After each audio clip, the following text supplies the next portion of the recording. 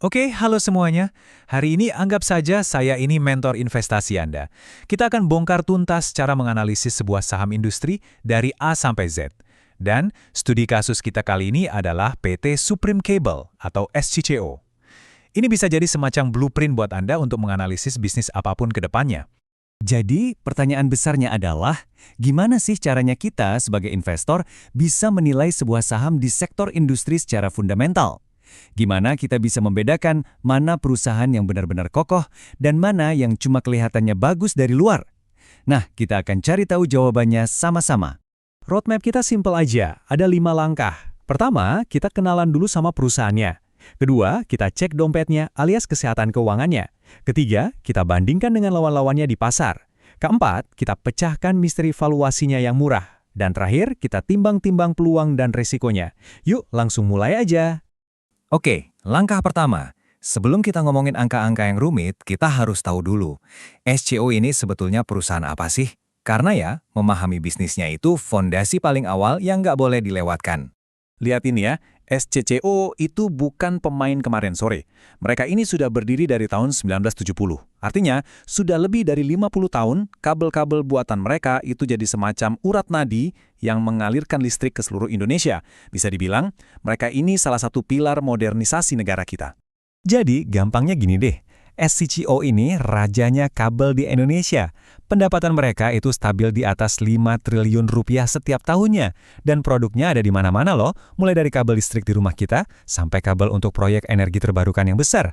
Nah, sekarang kita masuk ke bagian favorit saya, yaitu bongkar laporan keuangannya. Dari sini, kita bisa lihat kesehatan perusahaan yang sesungguhnya. Dan jujur, cerita tentang keuangan SCCO ini menarik banget. Saya suka menyebut neraca keuangan SCO ini sebagai benteng finansial. Kenapa? Karena data yang akan kita lihat nanti itu menunjukkan betapa tebalnya tembok pertahanan mereka. Mari kita buktikan satu persatu. Ini bukti pertama, dan jujur ini luar biasa. Rasio utangnya cuma 0,05 kali. Angka ini kecil banget. Artinya perusahaan ini menjalankan bisnis triliunan rupiah, tapi hampir tanpa utang. Buat kita sebagai investor, ini memberikan rasa aman yang luar biasa. Bukti kedua, lihat tumpukan kasnya. Ada 1,2 triliun rupiah. Uang sebanyak ini bukan sekedar angka loh. Ini adalah amunisi. Amunisi buat ekspansi, buat akuisisi, atau sekedar buat bertahan kalau ada krisis ekonomi. Dan ini dia pilar terakhir bentengnya. Current ratio-nya nyaris 9,5 kali. Maksudnya gini, untuk setiap Rp1 utang jangka pendek yang harus mereka bayar, mereka punya uang atau aset lancar senilai Rp9,5. Ini bukan cuma sehat, ini super sehat. Bentengnya kokoh banget. Oke, jadi kita udah tahu nih SCO punya keuangan yang kuat banget. Sekarang pertanyaannya, gimana kalau kita sandingkan mereka dengan perusahaan lain di industri yang sama? Yuk kita adu datanya. Nah, disinilah ceritanya jadi aneh. Coba perhatikan kolom pendapatan. SCO itu jauh di atas semua pesaingnya kan? Tapi, lihat rasio valuasinya, P per E dan PB-nya. Harganya malah setara atau bahkan lebih murah dari pesaingnya yang ukurannya jauh lebih kecil. Ini anomali, sebuah teka-teki yang harus kita pecahkan. Jadi intinya di sini kan, SCO ini juaranya dari segi skala bisnis. Tapi pasar seolah-olah menghargai sahamnya dengan harga diskon. Kenapa bisa perusahaan paling besar justru dihargai semurah ini? Ini yang membawa kita ke bagian selanjutnya. Oke, waktunya memecahkan misteri. Ada satu metrik kunci yang bisa sangat membantu kita memahami kenapa valuasi SCCO ini bisa seperti ini. Namanya adalah price to book value. Oke, sedikit teori singkat ya. PBV ini pada dasarnya mengukur seberapa mahal kita membayar untuk setiap rupiah aset bersih perusahaan. Simpelnya, kalau rasionya di bawah 1, secara teori kita itu lagi beli aset perusahaan dengan harga diskon. Ini metrik favoritnya para value investor. Dan inilah angka ajaibnya untuk SCCO, 0,34 kali.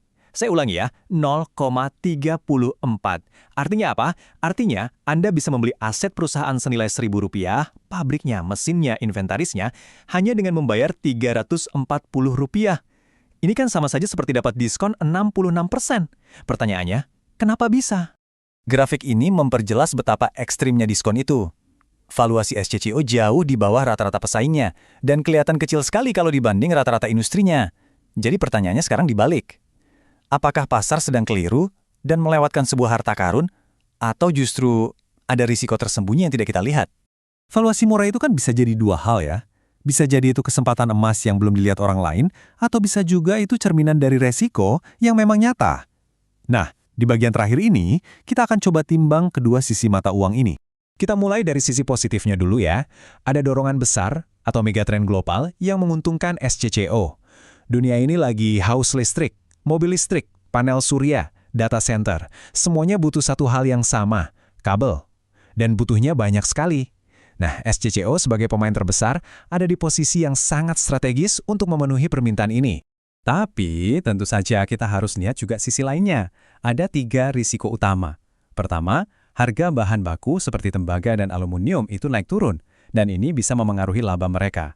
Kedua, margin keuntungan mereka memang relatif tipis. Dan ketiga, ini penting, sahamnya itu kurang liquid. Artinya, perdagangannya tidak seramai saham lain. Nah, ini seringkali membuat investor institusional yang besar jadi enggan masuk. Dan bisa jadi inilah salah satu jawaban dari misteri valuasi murahnya. Jadi, kalau kita rangkum pandangan para ahli, prospek jangka panjang SCMEO itu sebenarnya sangat positif. Kenapa? Karena produk mereka, yaitu kabel, adalah kebutuhan yang sangat mendasar di ekonomi modern. Kedepan, kita akan butuh lebih banyak listrik, bukan lebih sedikit. Jadi permintaan akan produknya itu akan selalu ada. Nah, kita kembali ke pertanyaan utama di akhir.